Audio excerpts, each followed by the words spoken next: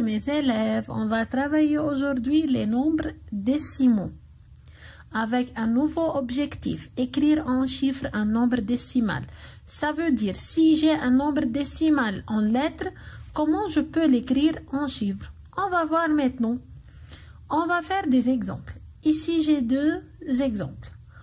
Je commence par exemple 1. 3 unités et 7 dixièmes. Étape 1, j'entoure unité et.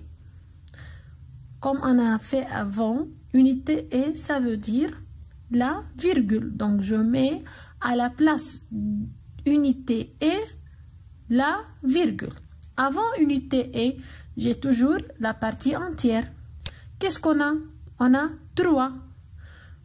Tout simplement, j'écris avant la virgule 3 dans la partie entière. Maintenant, la partie décimale. Après unité et, ça veut dire après la virgule, j'ai 7 dixièmes. Regardez mes chers élèves, 7 dixièmes, dixième, ça veut dire quoi? Ça veut dire 10, ça veut dire un seul zéro. Donc, combien de chiffres après la virgule j'ai ici, puisque c'est dixième? J'ai ici un seul chiffre. Donc, je mets un seul tiré après la virgule. Qu'est-ce que j'ai après la virgule? 7. Je mets 7 après la virgule seulement, car c'est seulement un seul chiffre après la virgule. Donc, 3 unités et 7 dixièmes égale à 3,7. Maintenant, exemple 2. 13 unités et 4 centièmes. Même étape, mes élèves. J'entoure unité et je mets à la place d'unité et la virgule. Maintenant, partie entière. Avant la virgule, avant unité et, qu'est-ce que j'ai? 13. C'est très facile. J'écris tout simplement 13 avant la virgule. Maintenant, regardez mes élèves. J'ai 4 centièmes. 4 centièmes. Centième.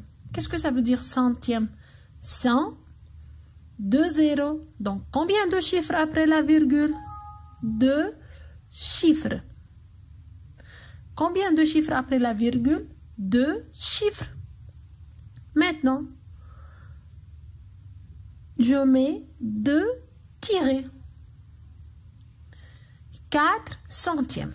Puisque c'est 4 centièmes, mes élèves, donc je mets 4 à la place de centième. Dixième, centième. Et je mets 0 à la place de dixième, car il n'y a rien. Donc 13 unités et 4 centièmes, ça veut dire 13,04. Maintenant, mes élèves, encore un autre exemple. J'ai ici 9 dixièmes. Ah, il n'y a pas unité et. Donc, qu'est-ce que ça veut dire, mes élèves? Seulement 9 dixièmes. Oui, dixième, ça veut dire il y a un seul chiffre après la virgule. Mais il n'y a pas unité et. Donc, il n'y a pas quoi? Je n'ai pas partie entière ici. Il y a 0 dans la partie entière et un seul chiffre après la virgule qui est 9, car c'est 9 dixièmes. Donc, c'est 0,9. Puisque c'est 9 dixièmes, donc c'est 9 dans la classe des dixièmes après la virgule. Maintenant, 25 centièmes. Encore, il n'y a pas unité et. Tout de suite, 25 centièmes. Donc, 25 après la virgule, 2 chiffres, 2 tirés. J'écris 0,25 car il n'y a pas partie entière. Et merci pour vous, mes élèves.